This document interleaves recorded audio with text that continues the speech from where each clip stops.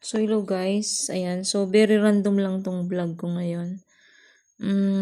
Nag-encounter kasi ako ng problem dito sa lumang phone namin. So, sometimes ginagamit ko pa rin to. As you notice, connected siya sa Wi-Fi. Ayan, nakikita nyo. Ayan. Sa 5G. Pero may nakalagay, limited connection. So, ano ba yung dahilan yan? Okay? So, ang workaround natin dyan, pwede natin i-restart pag hindi gumana. I-forget yung wifi natin, okay? Tapos login natin ulit. Pero pag hindi pa rin yun gumana, ito na yung gagawin natin. Okay? So, as you notice, malay mo, iba na yung time. Okay? Kasi malay mo, matagal siyang na-shutdown. Matagal nang na-open, di ba? Bago mo na-open. So, possible nag-iba yung oras. So, ngayon, ang tamang oras is, 3:06 na. Okay, 3:06. Pero nakalagay dito is 4:35. So, gagawin natin, yan. Punta tayo, hanapin natin yung settings ng time.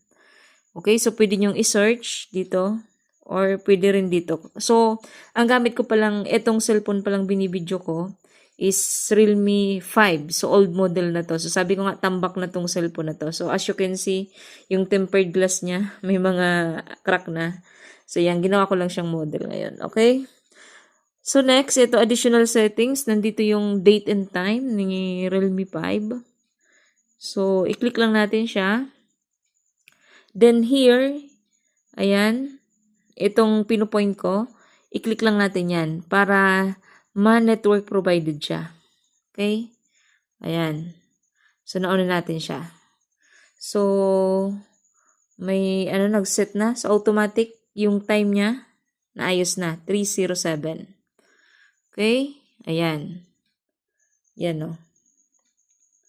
3:07. So, tingnan nga natin kung okay na ba. May limited connection pa rin. Okay?